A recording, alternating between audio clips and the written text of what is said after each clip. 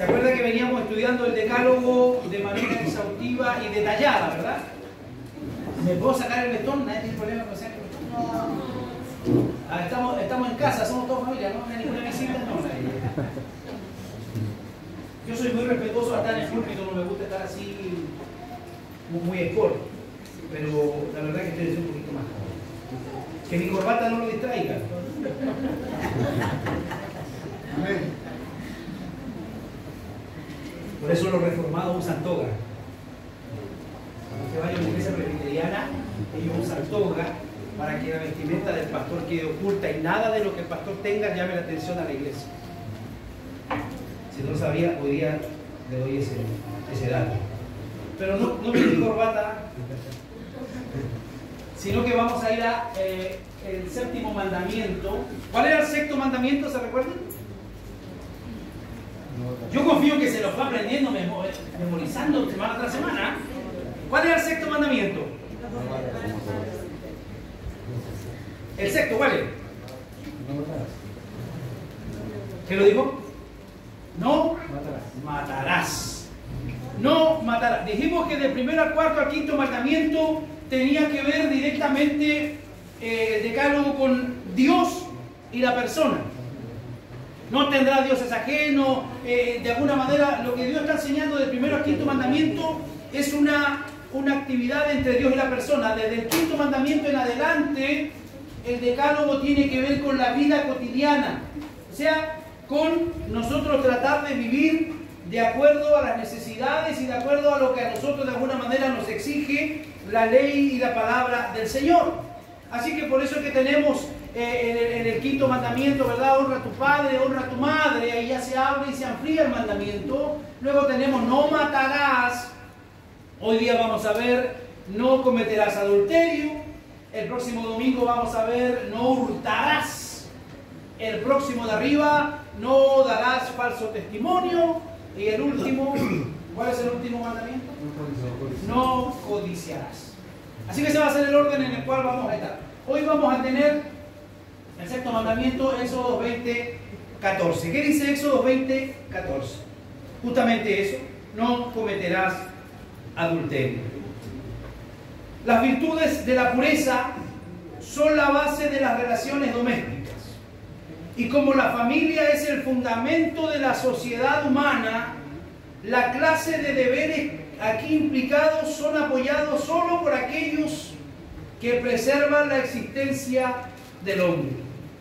De ahí que inmediatamente después del mandamiento que declara el carácter sagrado de la vida humana, está aquello que es una protección por la relación más elevada de la condición de criatura. Si hay algo, hermano, lo cual preserva, y si hay algo, una institución que tenga realce y que tenga importancia en la sociedad para Dios, en la familia.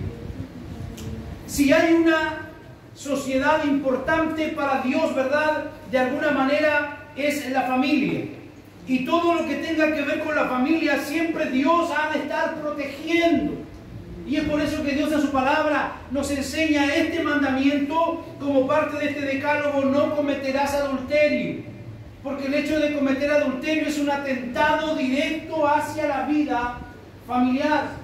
Por eso que después Pablo en Efesios también habla y dice a los padres a no provocar a ira a vuestros hijos. Y le dice a los hijos que deben honrar a sus padres. O sea, la vida familiar, hermanos, para Dios es de mucha importancia. Por eso tiene una protección por la relación más elevada de la condición de criatura. Salvaguardar la función santa de la procreación de la vida. El origen, hermano, y de alguna manera el propósito del matrimonio es para poder desarrollar y es para poder llevar adelante la obra que Dios de alguna forma le ordenó al hombre en el huerto, en el jardín de Edén. Cuando Dios le dice al hombre que vaya, que sojuzgue, que señoree sobre la tierra, que se reproduzca y que se multiplique. Eso nosotros lo estudiamos, ¿verdad?, el año pasado. Cuando él estaba diciendo eso, él estaba diciendo que vayan y procreen imágenes, así como el hombre y la mujer fue hecho a imagen de Dios, Dios quería que la tierra sea llena de imágenes y criaturas que sean similares a las que Dios había creado y puesto en el huerto. Así que el matrimonio, hermano, tiene mucha importancia. Salvaguardar la función santa de la procreación de la vida. Nada es más esencial para el orden social que la relación en la que se basan posteriormente todas las demás, y debe protegerse celosamente contra toda forma de ataque. Eso es algo que la iglesia tiene que salvaguardar y que tiene que entender, hermanos. La sociedad hoy en día está tratando de diluir, está tratando de alguna manera de suavizar y, por así decirlo, está tratando también de anular lo que es la vivencia y lo que es el poder de la palabra de Dios en las familias. Pareciera que una familia cristiana es una familia anticuada. Pareciera que una familia cristiana es una familia fuera de otro planeta. Porque la sociedad está trayendo vivencias, situaciones, órdenes y costumbres que van absolutamente contra la obra que Dios realmente ha querido realizar en este planeta. Así que el mandamiento es un simple, un incondicional y un irrevocable negativo. O sea, es un mandamiento. Dígalo conmigo, ¿qué es lo que es? Un mandamiento. Y un mandamiento no es algo que dependa de mi estado de ánimo. Si Él dice no adulterarás, no depende si yo estoy de buena o estoy de mala. De buena o de mala no tengo que adulterar. ¿Por qué? Porque es un mandato de Dios. Es un mandato incondicional, irrevocable. Es irrevocable, o sea, Dios de alguna forma no cambia. Ese mandato que Él estableció en salvaguardar la familia, hermanos, es algo que no revoca. Él está diciendo no lo harás. Y no se utiliza ningún argumento, no te da ninguna razón. ¿Por qué? Porque no se requiere ninguna razón. Porque el adulterio es un pecado tan destructivo y tan condenatorio que en sí mismo es causa suficiente para la más estricta prohibición. O sea, cuando alguien, hermano, de alguna forma, de alguna manera cae o se enreda en una situación adúltera, es muy difícil poder sacarlo y es muy difícil lograr una justificación para ello. Porque prácticamente es un pecado que es injustificable. Dios de alguna forma dice no adulterarás y no te deja un vacío y no te deja una opción, sino que simplemente te dice no lo harás. Es que mi mujer, pastor, es que mi esposo, es que mi suegra, es que el hombre le va a buscar muchos pretextos de por qué adulteró, de por qué fue infiel, pero de alguna manera ante Dios no hay forma. Él dice no adulterarás y no te da otra opción. Este mandamiento, hermano, nos da a entender claramente que Dios reclama tanto el cuerpo como el alma para su servicio. ¿Qué reclama Dios para su servicio? El cuerpo y el alma. El cuerpo y el alma. Por ahí se movió hace algunos años atrás una corriente doctrinal que decía no importa cómo tú vengas a la iglesia, lo importante es que Dios quiere tu corazón. Y la gente se quedaba con ese tipo de pensamiento. Oh, Dios quiere mi corazón, así que yo con mi cuerpo puedo hacer lo que yo quiera. Y eso es absolutamente erróneo, equivocado. Dios reclama tanto el cuerpo como el alma para su servicio. ¿Qué dice Romanos 12:1? Os ruego por las misericordias de Dios, el apóstol Pablo hablándole a la iglesia de Roma, que presentéis vuestros cuerpos en sacrificio vivo. Algo que no va a ser fácil, un sacrificio vivo cada mañana, cada noche, presentarnos delante del Señor con todas las dificultades que tuvimos en el día o que vamos a tener, como un sacrificio vivo, santo, agradable a Dios, que es vuestro culto racional. No reine, dice Romanos 6:12, no reine pues el pecado en vuestro cuerpo mortal, de modo que lo obedezcáis en sus concupiscencias. Si por el Espíritu hacéis morir las obras de la carne, viviréis. Viviréis. O sea, podemos entender y podemos hablar a la luz, hermano, de este mandamiento, que es una lucha diaria y continua del ser humano, y por así decirlo también del cristiano o de la cristiana. El hecho de tener un compromiso matrimonial, un compromiso de pareja, y que va a tener que enfrentar muchas situaciones, muchas tentaciones y muchas adversidades en la vida, pero el apóstol aquí nos está diciendo que el pecado no debe reinar en nuestro cuerpo. Como decía un filósofo, yo no puedo evitar, decía él, que los pájaros revoloteen sobre mi cabeza. Es inevitable que ellos revoloteen sobre nuestra cabeza, pero sí lo que podemos evitar que ellos hagan un nido en nuestra cabeza. Yo no puedo evitar, ni puedo andar por la calle con orejera como los caballos carretoneros. ¿Ha visto usted una vez un caballo carretonero? Que le tapan los ojos así y lo deja mirando solo para adelante. Porque si mira para el lado se asusta o se espanta. Mira solo para adelante. No podemos nosotros andar por la vida de esa forma. Pero vamos a tener todos los días tentaciones. Vamos a tener todos los días pensamientos que no corresponden, vamos a tener miradas que no corresponden, pero de alguna manera nosotros tenemos que luchar diariamente con ese tipo de actitudes, porque son parte de la vida diaria. El que diga, no, yo no me pasa eso, pastor, está mintiendo. Porque a todos, hermanos, nos ocurre de una o de otra manera. ¿Qué dice el libro de, ahí mismo Romanos 8:13? El cuerpo no es para la fornicación, sino para el Señor. Y el Señor para el cuerpo. ¿Para qué es lo que es el cuerpo? Para el Señor. No es para el pecado. El cuerpo lucha diariamente con el pecado, pero el cuerpo es para el Señor. Y el Señor para el cuerpo. ¿No sabéis que vuestros cuerpos son miembros de Cristo? ¿Quitaré pues los miembros de Cristo y los haré miembros de una ramera? De ningún modo. Pues a Dios en vuestro cuerpo glorificad y en vuestro espíritu. Si hay alguien que debe ser prioridad, hermano, en nuestra vida, es Dios. Y todo lo que hacemos, dice el apóstol Pablo, tiene que ser hecho todo para la gloria de Dios. ¿O ignoráis que vuestro cuerpo es el templo del Espíritu Santo, el cual está en vosotros? 1 Corintios 6:19. Vosotros sois templo del Espíritu Santo, así que nosotros no somos cualquier persona, hermano. Somos personas, somos hombres y mujeres donde habita el poder del Espíritu Santo en nuestra vida. Entonces, hermano, no es posible que nosotros no cuidemos ese templo, porque ese templo es donde Dios visita, ese templo es donde Dios se mueve, ese templo es el que Dios usa. Ese templo, ese cuerpo es el que Dios usa. ¿Cómo podría Dios usarme si yo no dispusiera mis labios para poder hablar? ¿Cómo podría Dios usarme si yo no dispusiera mis cuerdas vocales para pronunciar las palabras? Siempre tiene que haber de alguna manera una disposición de parte nuestra. Dios se mueve en la sociedad a través de cada uno de nosotros, hermano.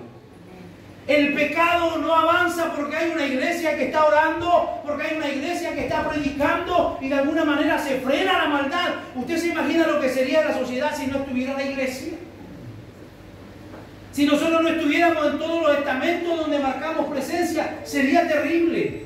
Entonces es importante comprender, hermano, que el cuerpo es importante. El cuerpo es importante. Porque una vez que ya no tenemos este cuerpo, literalmente tenemos que desaparecer de esta tierra. Cuando se produce la desconexión entre el espíritu y el cuerpo, cuando el alma es llamada a la presencia del Señor y queda solamente el cuerpo, ya no sirve para nada.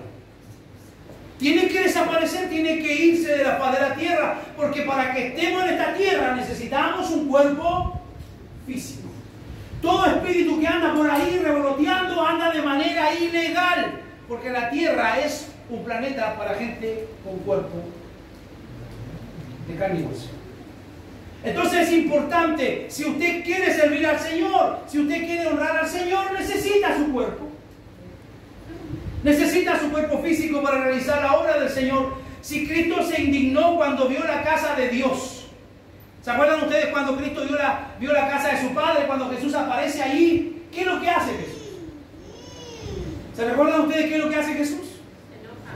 Jesús se enoja, es movido a celo. De alguna forma se enoja, echa a todos los cambistas, le voltea todas sus mesones, le bota todo su dinero. ¿Por qué? Porque él se indignó porque vio la casa de su padre convertida, él dijo, en una cueva de ladrones. Porque no se trataba que era una feria, sino que ahí se hacían estafas, a la gente se le engañaba, se le vendían animales en mal estado, se le vendían aves en mal estado, que luego ellos llevaban al templo para ofrecerla a Dios.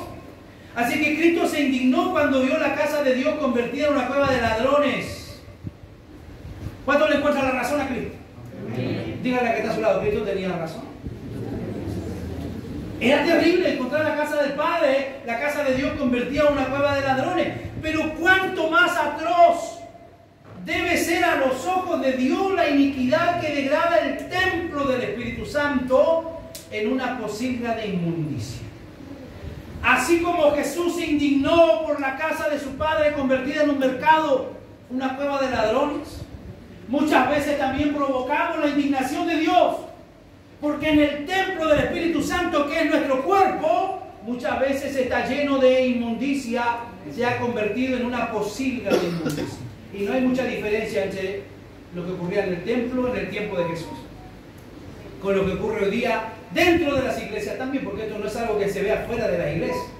Dentro de la iglesia hay mucha gente enredada en pecados, mucha gente que no ha perdonado, mucha gente que tiene resentimientos, mucha gente que tiene rabia, mucha gente que tiene amargura y cantan junto a nosotros.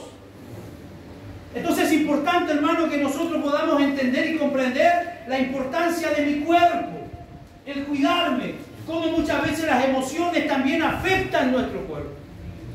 Las emociones muchas veces nos afectan. Así que, ¿qué dice el Señor? No cometerás adulterio.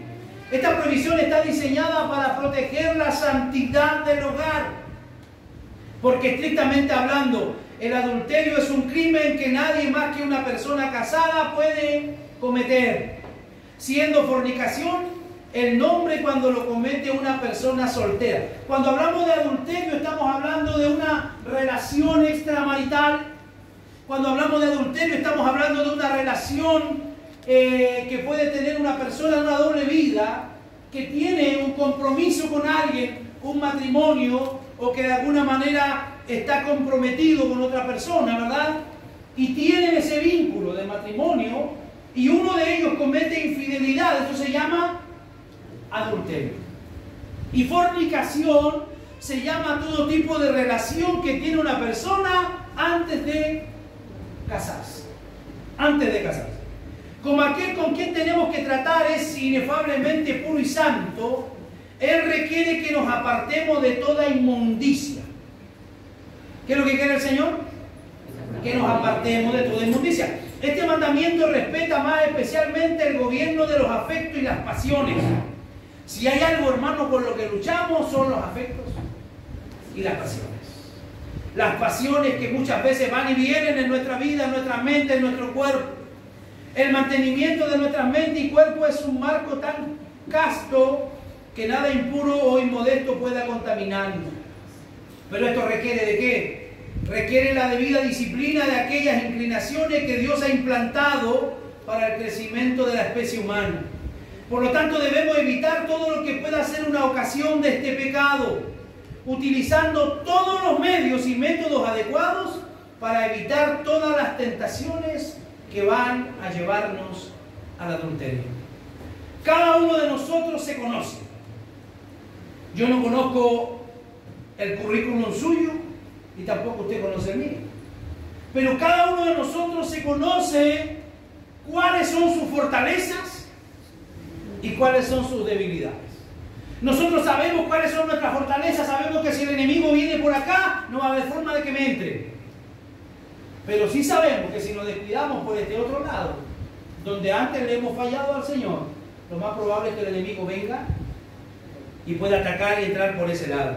Así que si hay algo que hacer, iglesia, es cerrar toda puerta al pecado. Cerrar toda puerta a la tentación. Y como Pablo le decía, le aconsejaba a uno de sus discípulos, le decía, huye de las pasiones juveniles. Ese huye es un llamado de alerta. Porque muchas veces los cristianos jugamos con el pecado. Al igual como lo hizo Sansón. Sansón partió y comenzó jugando con Dalila. Él se burlaba de Dalila. Él le decía, este es mi secreto, y después descubrían que no era ese el secreto. Él se burló de Dalila cuántas veces pudo y quiso lo hizo, pero sin darse cuenta se fue enredando y fue quedando cautivo con Dalila hasta que da a conocer lo que no tenía que dar a conocer, que era el secreto del nazareo, que era que tenía y no podía cortar y rasurar su pelo. Después de ser uno de los libertadores de Israel, terminó siendo el payaso en el circo de aquellos que querían su destrucción. Entonces, hermano, no es algo simple el hecho de a veces dejarnos llevar por los pecados, porque tarde o temprano vamos a someternos a aquel que nos está esclavizando. El que comete pecado, dice la Biblia, es esclavo del pecado. La forma en que Dios considera los pecados de inmundicia se ha aclarado en muchos pasajes de la Biblia. Este pecado, incluso por parte de un hombre soltero, se llama gran maldad contra Dios. Vamos a ver Génesis 39, versículo 9.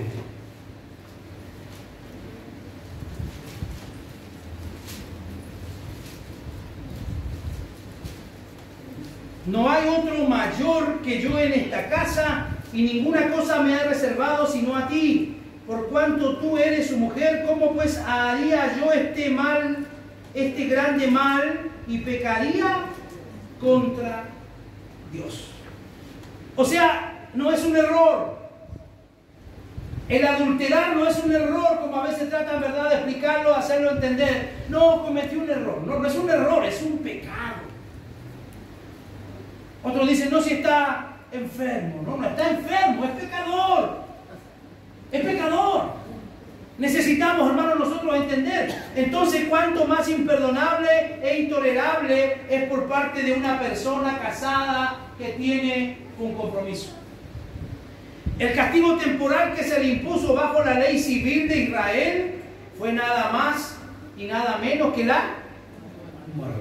Cuando alguien era sorprendido del acto de adulterio, según la ley de Moisés, lo que correspondía era matarlo, a él o a ella. El mismo que se le impuso al asesinato. O sea, tenía, hermano, la misma sentencia que si alguien mataba a otra persona.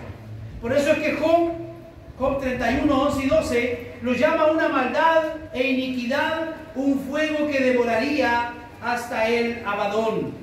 Esa palabra Abadón significa lugar de destrucción. Es comparado con el infierno. Es comparado con el Gehenna. Así que toda maldad o iniquidad es algo que hace mucho daño, que es de alguna manera, hermano, destructible para la vida de la persona que lo comete.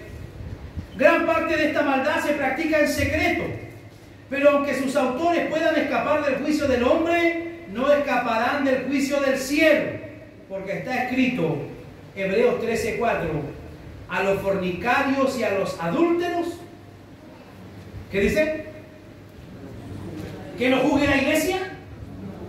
No, vayamos a su Biblia, por favor. Hebreos 13:4. Si alguno lo tiene, por favor, me lo lee fuerte.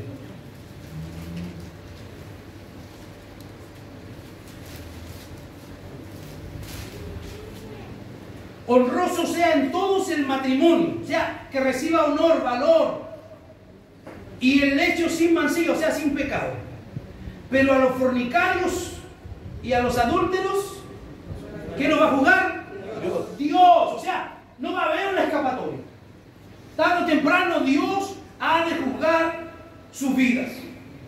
¿Qué dice 1 Corintios 6, verso 9 y verso 10? No erréis, o no os equivoquéis. Ni los fornicarios, ni los idólatras, ni los adúlteros heredarán el reino de Dios. Así que, queridos hermanos, el pecado del adulterio es apenas menos enorme que el del asesinato. El último que vimos fue no matarás. El asesinato destruye la existencia temporal del hombre. ¿Qué es lo que hace el asesinato? Destruye la existencia temporal del hombre. El primero destruye todo lo que hace que la existencia sea una bendición. O sea, se acaba. Si alguien comete homicidio, alguien muere, se acaba toda opción de bendición o de disfrute sobre esta tierra. Si todos se tomaran la licencia del adúltero, los hombres a su debido tiempo quedarían reducidos a la degradación de las bestias salvajes. ¿Se imagina si Dios no hubiera hecho esa prohibición y si Dios no nos hubiera dado ese mandamiento? ¿Cuál sería la realidad de la humanidad? No habría un respeto moral, no habría un respeto espiritual, no habría un respeto nada ni nadie entre las relaciones, sino que nos degradaríamos, como dice ahí, ¿a qué? A bestias salvajes, porque eso, hermano, es lo que de alguna manera es el ser humano, el hombre sin Cristo. Uno dice, ¿cómo es posible que un hombre pueda atentar y abusar y violentar a una niña de 10, de 8 o de 9 años? ¿Cómo eso cabe en la cabeza de alguien que un hombre pueda atentar contra un niño? Pero está en el nivel y el grado de perversidad y perversión en aquel que no conoce a Dios, que puede llegar a eso y a muchas otras cosas. Yo no sé si usted tanto sabe, pero se está trabajando bajo cuerda en nuestro país para de alguna manera comenzar ya a dar pasos hacia la pedofilia. Usted sabe que en nuestro país hoy día está legalizado que una persona mayor no puede tener relaciones sexuales con una menor de ¿cuántos años? 18 años. Lo quieren bajar a 14. Pues si no lo sabía, se la tiro fresquita. Es lo que se está haciendo a puerta cerrada y es lo que se está trabajando. ¿Por qué? Porque de alguna manera se muestra lo que hay en el corazón pervertido del hombre, la degradación. Degradarnos, hermano, y ser verdaderas bestias. Para prevenir este pecado, Dios ha instituido la ordenanza del matrimonio. ¿Cuál es la solución al adulterio? El matrimonio. La ordenanza del matrimonio, Dios lo hizo, por eso Dios instituyó la familia. Dios dijo, por tanto dejará al hombre a su padre y a su madre y se unirá a su mujer y serán una sola carne. Ese es el propósito del Señor, porque Él dijo, no es bueno que el hombre esté solo. No es bueno que el hombre esté solo. Pero a causa de las fornicaciones, cada uno tenga su propia mujer. 1 Corintios 7:2. Y a cada uno tenga su propio marido. El pecado de adulterio es por lo tanto la violación del pacto y del voto matrimonial y por lo tanto agrega perjurio a la infidelidad. La inmoralidad es un pecado contra el cuerpo. Veamos por favor 1 Corintios capítulo 6, versículo 18.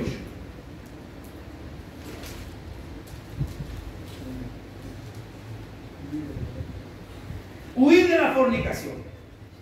¿Qué hay que hacer? Huir. Usted tiene la historia de José en la Biblia. ¿Qué es lo que ocurre con José? José es tentado grandemente por la mujer de quién? De Potifar. La Biblia relata paso a paso y dice que José estuvo tan tentado, así como yo me lo imagino literalmente, que estuvo en las cuerdas, José. ¿Por qué? Porque la mujer quedó con la ropa de él en la mano. Así que él no fue que, ¡hoy no! Escapó, no. El tipo arrancó cuando ya estaba prácticamente liquidado. Entonces, ¿qué es lo que recomienda el apóstol? Dice que debemos, ¿qué? Huir. Huir, hermano. ¿Por qué? Porque de alguna forma, veamos, leamos por favor que dice 1 Corintios 6, 18. Huir de la fornicación. No enfrentarlo, no probar, no si yo creo que puedo resistir, no si yo estoy preparado. No, huya. Cualquier otro pecado que el hombre cometa, lea su Biblia. Cualquier otro pecado que el hombre cometa está fuera del cuerpo, más el que fornica contra su propio cuerpo peca. O sea, le está haciendo daño y se está autodestruyendo. Otra oportunidad vamos a tener la opción de poder explicar qué es lo que ocurre cuando los jóvenes fornican. Y lo vamos a ver de la manera espiritual. No es algo tan simple, hermano, porque se produce una atadura que les va a acompañar durante toda la vida. El disgusto de Dios contra ese pecado se ve en el hecho de que Él ordenó las cosas de tal manera que la naturaleza misma visita tal pecado con severo castigo en cada parte del complejo ser del hombre. Gálatas capítulo 6, verso 7 y verso 8. No os engañéis. Dios no puede ser burlado. Pues todo lo que el hombre sembrare, eso también segará. porque el que siembra para su carne, de la carne segará corrupción. Aunque el matrimonio es el remedio divinamente designado para el pecado de la inmundicia sexual, eso no le otorga al hombre la licencia para hacer de sí mismo una bestia. Que las personas casadas no supongan que todas las cosas le son lícitas. Porque todo hombre debe observar la sobriedad hacia su esposa y cada esposa recíprocamente hacia su esposo, comportándose de tal manera que no hagan nada impropio del decoro y la templanza del matrimonio. El matrimonio es lo más sagrado, hermanos, para Dios. Es lo más sagrado. Y cuando uno contrae matrimonio, no es que le están dando licencia para hacer esta o esta otra barbaridad. Porque hay gente que piensa de esa manera, no sé, ahora estoy casado, así que yo puedo dar rienda suelta a mi sexualidad. No se trata de eso, sino que hay que vivir de manera decorosa, tratar con respeto y con modestia a la mujer, y la mujer de la misma manera con el varón. Tal sensualidad ha sido estigmatizada por Ambrosio, con una severa pero no inmerecida censura, cuando llama la atención a los que en su relación conyugal no tienen en cuenta la modestia. Los adúlteros de sus propias esposas los llama Calvino. Mira lo que dice. Ningún hombre se adule a sí mismo con la idea de que no se le puede acusar de falta de castidad, porque se ha abstenido del acto real mientras su corazón es un pozo negro de imaginaciones y deseos corruptos. Alguno de nosotros puede decir esta hora: pastor, yo me lavo las manos, nunca he engañado a mi mujer, tengo 20, 25 años de matrimonio y nunca le he sido infiel, y se puede lavar las manos y mirar al resto como pecadores. ¿Pero qué está diciendo este escritor? Ningún hombre se adula a sí mismo con la idea de que no se le puede acusar de falta de castidad, porque se ha obtenido del acto real mientras su corazón es un pozo negro de imaginaciones y deseos corruptos. Y ahí es donde entra, hermano, la enseñanza de Jesús. Cuando Jesús le dice a aquellos que lo están siguiendo y escuchando: os fue dicho, no cometerás adulterio. Jesús le está recordando, Jesús le está diciendo: la ley le dice, no cometerán adulterio, pero yo os digo. Ahí Jesús le añade: si alguno mira a una mujer y la codicia, ya adulteró en su corazón. Así que no se trata solamente del acto, hermano, en sí, desarrollado o llevado a cabo, sino también de la intención que hay en nuestros corazones. Debido a que la ley de Dios, ¿cómo es la ley de Dios? ¿Qué dice ahí? ¿Cómo es la ley de Dios? Es espiritual, no es solamente práctica, sino que es espiritual. ¿Qué dice Romanos 7:14? Porque sabemos que la ley es espiritual, mas yo soy carnal, vendido al pecado. Así que la ley no solo prohíbe los actos externos de inmundicia, sino que también prohíbe y condena la falta de castidad de corazón. Entonces, si pudiéramos aquí hacer una encuesta o pudiéramos autopreguntarnos cuántas veces hemos cometido adulterio espiritual, yo creo que muchas veces. Ambos, hombres y mujeres. Porque las mujeres también tienen malos pensamientos, ¿no? Sí. Las mujeres también son homicidas. A veces quisiera: oye, ¿cuándo se morirá este? No ha matado a nadie, pero en su corazón está teniendo esa mala actitud y ese mal deseo. Y Jesús dice que si usted lo hizo en su corazón, es como si lo hubiera llevado a cabo. Todas las imaginaciones y contemplaciones ilegales, así como existe el asesinato en el corazón, también existe el adulterio del corazón. Y el que comete impurezas especulativas prostituye sus pensamientos e imaginaciones ante los abrazos impuros de la lujuria, es culpable de transgredir este mandamiento. Mateo 5:28. Vaya por favor ahí a Mateo 5:28. ¿Qué es lo que nos dice?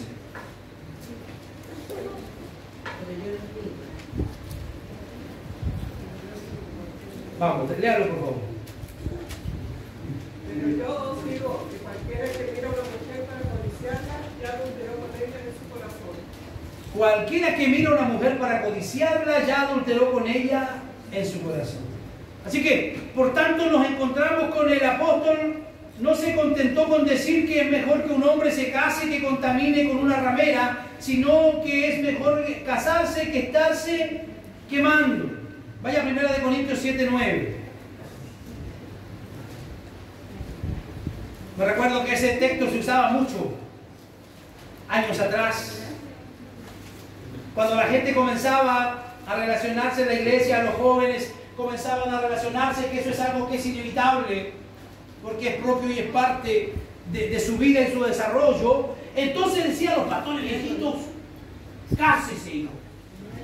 Es mejor casarse que estarse quemando. Pero lo dejaban ahí no a uno, no le explicaban a qué se refería el texto o qué era lo que de alguna forma quería decir. ¿Qué es lo que dice 1 Corintios 7:9? Pero si no tienen el don de continencia, cásense. Pues mejor es casarse que estarse quemando. Pregunto, bajo este texto, ¿alguno aquí tiene el don de continencia? ¿Alguna tiene el don de continencia? El don de continencia significa que no tiene necesidad de relacionarse sexualmente con un hombre o con una mujer. Ese es el don de continencia. Difícilmente podríamos tener. Entonces Pablo, ¿qué dice y qué aconseja? Es mejor casarse que estarse quemando. Ese estarse quemando se refiere al deseo y la pasión interna. Porque aunque yo no estoy cometiendo un pecado sexual con alguien, mi mente y mi corazón sí lo están haciendo. ¿Se entiende? Aunque yo no puedo estar tocando a alguien, mi mente y mi corazón lo están haciendo. Por eso Pablo dice: ordene su vida. Lo que Pablo está diciendo aquí es esto: ordene su vida y cásese, porque usted está ardiendo por dentro. Aunque el pecado adulterio no solo se menciona específicamente en este precepto, la regla por la cual deben interpretarse los mandamientos nos obligan a comprender que todos los demás tipos de impureza están prohibidos bajo el mandamiento contra este grave pecado. Cualquier otra unión sexual, excepto la del matrimonio, es maldita a los ojos de Dios.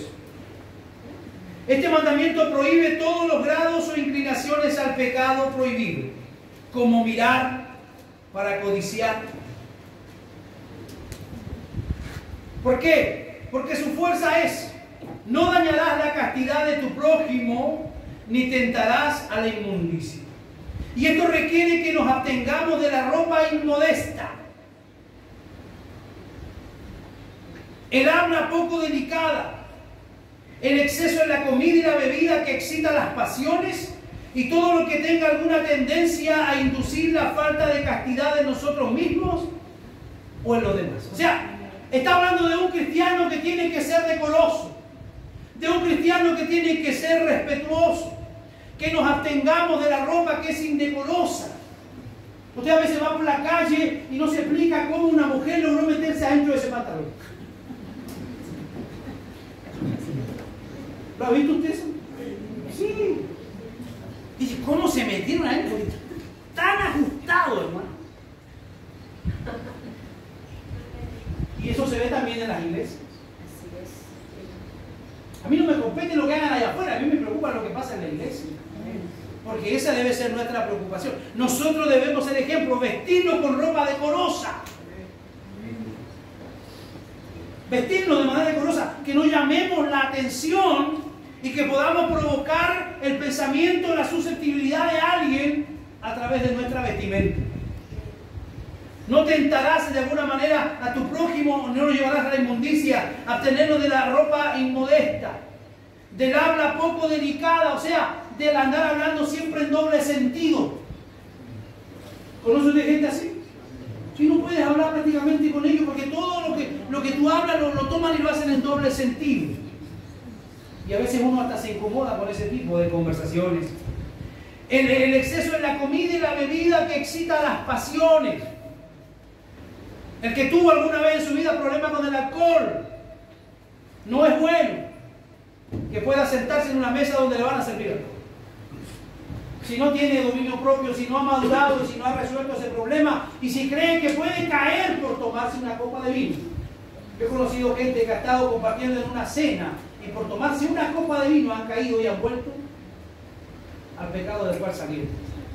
Pero eso no es algo que uno tiene que andarte regulando, sino que tú tienes que tener conocimiento de tus debilidades y de tus fortalezas. Todo lo que tenga alguna tendencia a inducir la falta de castidad, o sea que nos lleva al pecado, a nosotros mismos o en los demás. No vaya a un lugar si usted sabe que va a ser tentado. Si usted alguna vez estuvo metido en tema de droga, no vaya a un lugar donde usted sabe que se va a consumir droga. Porque aquellos que han estado metidos en droga saben que basta solamente con el olor de eso, ya se le empiezan a manifestar las mariposas de la guata. Eso es lo que me han dicho. Nunca me he metido droga en el cuerpo, sí era un poquito borracho y peleador, pero nunca tuve ese problema de droga. Yo solamente digo lo que se me ha dicho y lo que yo he leído y estudiado. Entonces, ¿de qué estoy hablando, hermano? De cuidarnos nosotros mismos. ¿A dónde vamos? Lo que conversamos, lo que comemos, con qué nos juntamos. Que los jóvenes tengan especialmente presente que toda conducta impura antes del matrimonio por parte de un hombre o una mujer es un acto mal cometido contra el futuro matrimonio. Miren lo que les voy a leer. Que los jóvenes, ¿cuántos jóvenes hay aquí? Levanten su mano los jóvenes, ¿eh? Ya. Que los jóvenes tengan especialmente presente que toda conducta impura antes del matrimonio por parte de un hombre o una mujer es un mal cometido contra el futuro matrimonio. ¿Se entiende lo que le digo ahí? ¿Se entiende? O sea que si usted se está relacionando con un joven o una joven, usted está tocando y besuqueando a alguien que es el esposo de otra persona en el futuro, o está tocando, manoseando a la esposa de otro caballero en el futuro. Así es simple. Es fuerte, ¿no? Pero eso es así. Por eso es que a los jóvenes se les dice que deben guardarse sexualmente, y la idea es que los jóvenes lleguen vírgenes al matrimonio. Pero usted dice, pastor, eso es retrógrada, eso ya no existe. Conozco y he sabido de gente y matrimonios donde ambos han llegado vírgenes al matrimonio. Y eso es toda una bendición, hermano. Porque no tienen nada el día de mañana que reprocharte. Es que tú cuántos culones tuviste, oh mira, tú estuviste con cuántas, y por ahí se van a encontrar en la calle y se van a producir cosas que no son buenas. A mí no me lo enseñaron nunca esto en la iglesia, si no me hubiera ahorrado muchos problemas. Si hubiera habido alguien que me lo hubiera enseñado y me lo hubiera dicho, me hubiera evitado muchos problemas. Pero gracias al Señor hoy día tenemos la enseñanza de esta palabra. Aunque este mandamiento se expresa en forma de prohibición negativa, sin embargo impone positivamente todos los deberes opuestos como la limpieza del cuerpo, llenar la mente con objetos sagrados, piense en el reino, piense en Dios. En vez de pensar tanto, ¿verdad?, en satisfacer nuestra carne, pensemos en Dios. Cuando le venga a usted, hermano, la tentación, cuando le venga la presión demoníaca, piense en Dios. Ore al Señor, háblele a Dios. Poner nuestro afecto en las cosas de arriba, dedicar nuestro tiempo a ocupaciones provechosas. Mira, serio, al que está a tu lado, dile, ocupa bien tu tiempo. Ocupa bien tu tiempo, hermano. No hay un peor taller que el enemigo pueda usar que una mente ociosa. Una mente ociosa es un taller para el diablo. Mantenga su mente ocupada en las cosas del reino. ¿En qué puedo ayudar a la iglesia, pastor? ¿En qué puedo hacer? ¿Qué puedo aquí? ¿Puedo allá? Hagamos esto, hagamos lo otro. Es lo que tenemos que ocupar nuestra mente en las cosas del reino. Ahora usted dirá, pastor, nos dio duro esta mañana. Pero hay algunas reglas para poder evitar este pecado. Porque no es solamente darle de combo en el sol y matar, hay que levantarlo y ayudarlo. Porque más de alguno aquí ha cometido adulterio en su vida. Y no se trata de golpearlo en el suelo, sino darle una salida y ayudarlo a levantarse, ya que nunca más lo vuelva a hacer. Porque como dije al principio, cuando se comete adulterio se daña a la familia, Se daña la confianza. La confianza nunca más vuelve a ser la misma. Nunca más. La mujer nunca vuelve a confiar en el hombre como confiaba. O el hombre nunca más vuelve a restituir o a tener esa confianza que tenía en esa mujer porque falló. Y eso es algo que hay que acarrear durante toda la vida. Por eso, hermano, absténgase. Evítese esos problemas. ¿Cómo, pastor? Cultivar un sentido habitual de la presencia divina, reconociendo que los ojos de Jehová están en todo lugar, mirando a los malos y a los buenos. Y si no me cree, vaya a Proverbios.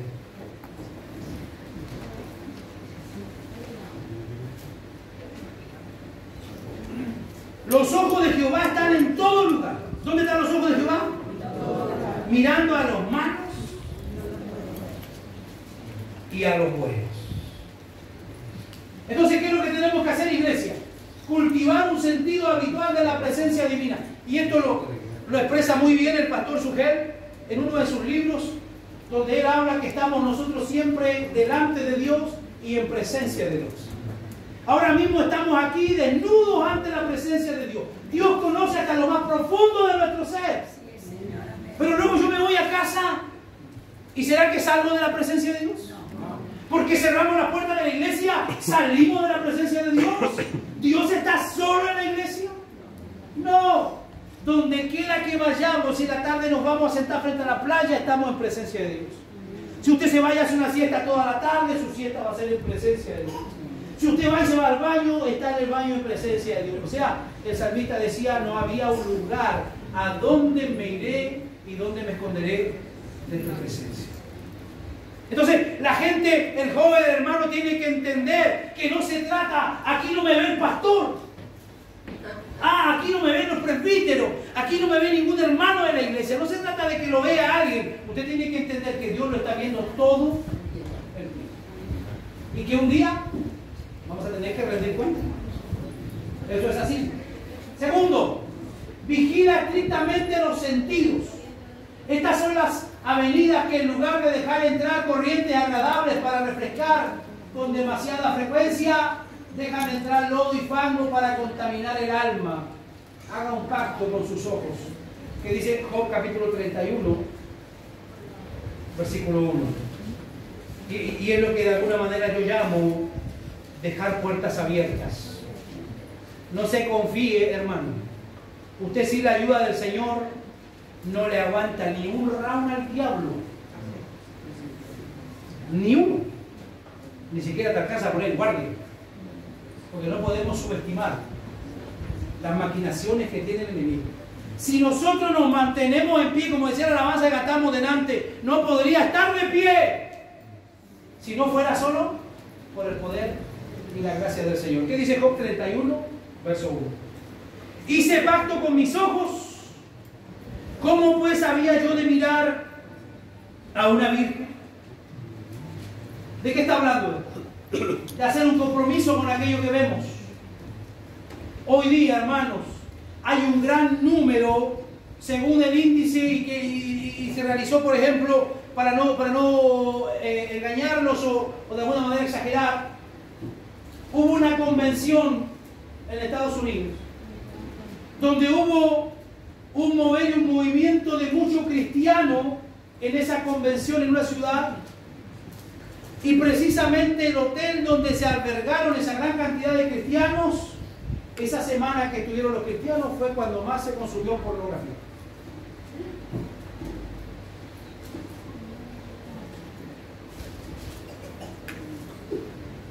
Haga un pacto con sus ojos.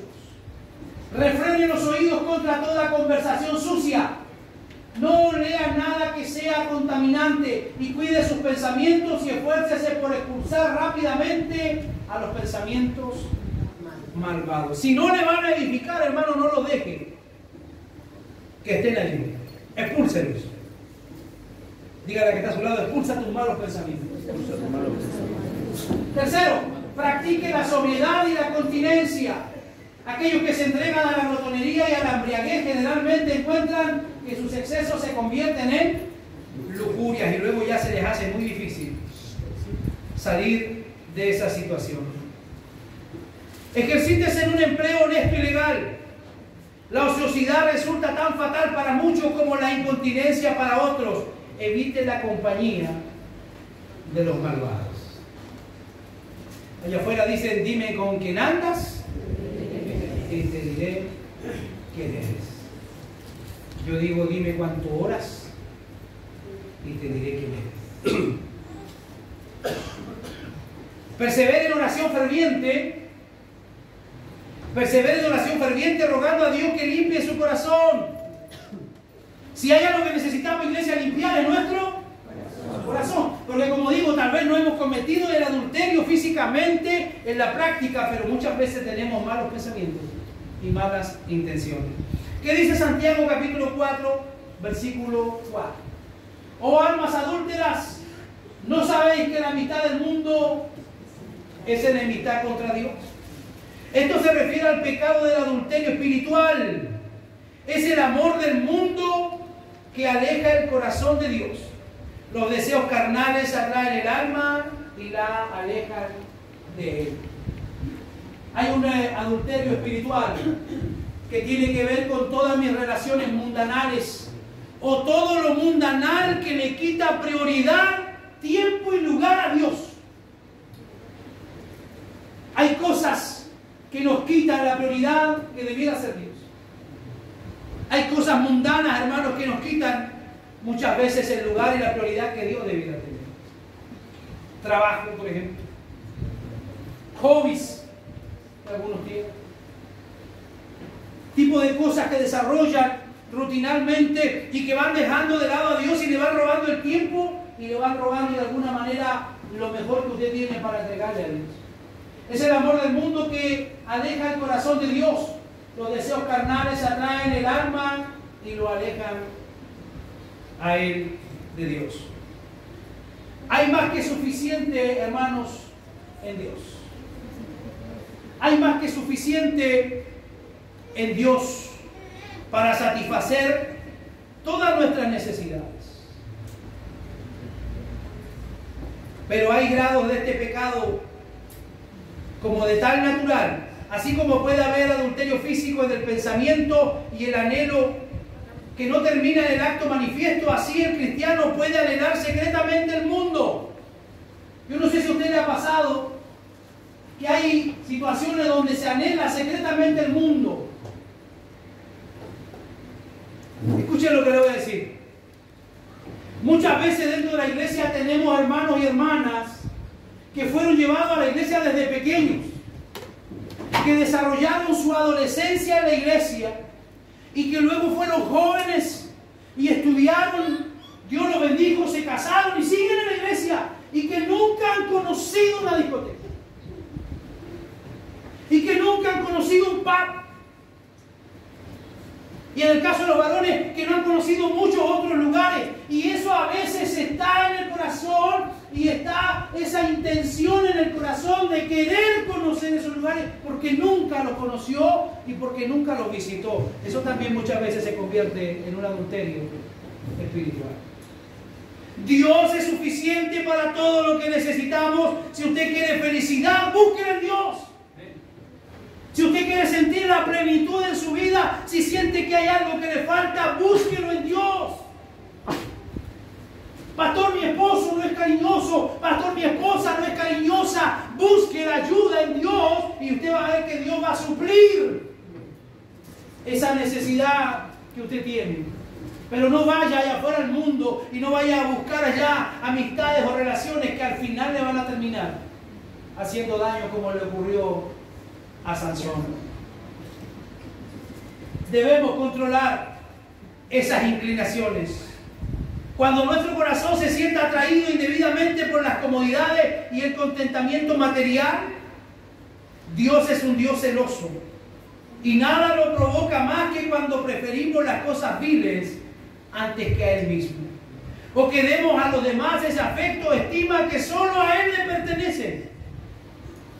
Ahí hay un reclamo fuerte, Apocalipsis capítulo 2, verso 4. Ya vamos terminando.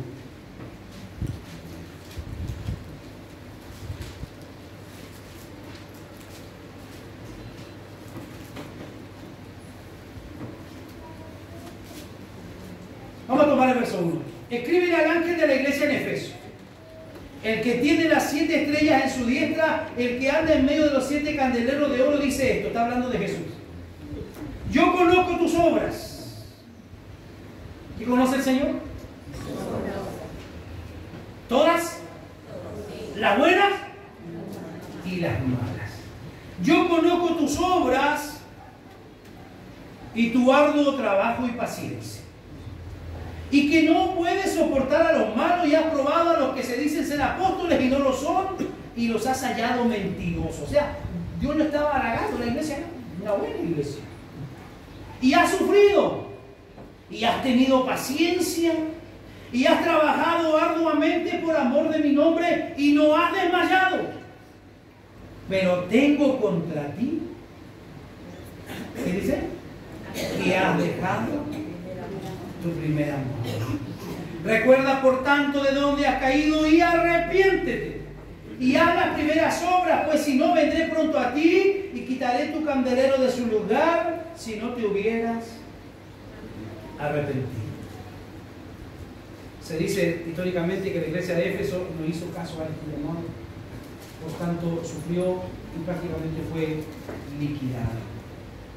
Dios reconoce todo nuestro esfuerzo. Dios reconoce todo nuestro trabajo, nuestra paciencia, nuestra dedicación. Pero si hay un reclamo que le hace a esta iglesia, también la puede hacer a nosotros. Pero tengo contra ti que has dejado tu primer amor. Y cuando hablamos de primer amor, estamos hablando de ese amor que nos atrajo y que nos sedujo a Dios. Estábamos muertos en pecado, estábamos llenos de vicios, estábamos llenos de deleite, estábamos llenos de tantas cosas del mundo, pero hubo un momento donde Dios nos atrajo a través de su presencia y nos cautivó. Pero con el paso del tiempo, ese amor se fue diluyendo y se fue enfriando.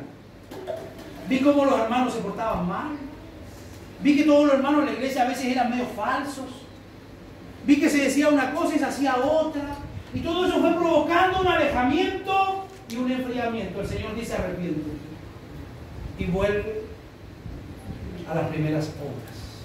O sea, vuelve a sentir esa pasión. Que nada te robe la pasión que tú sentías por Dios. Que nada. Porque realmente Dios lo llena absolutamente todo. Vámonos a 2 Corintios 11:2.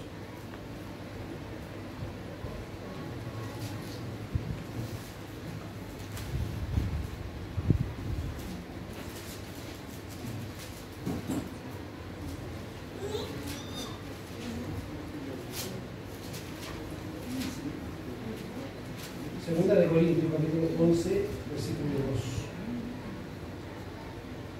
Versículo 1. Ojalá me toleraseis un poquito de locura, así toleradme, porque os celo con celo de Dios, pues os he desposado con un solo esposo para presentaros como una virgen pura a Cristo. Eso es la iglesia. Ha sido desposada, presentada como una virgen pura para adorar y para glorificar a Cristo, para tener tan vínculo a la eternidad que Él vino a dar su vida por cada uno de nosotros, los que formamos parte de la iglesia, para hacer de nosotros una iglesia santa, sin manchas y sin arrugas. ¿Qué le parece si oramos al Señor? Si le pedimos perdón a Dios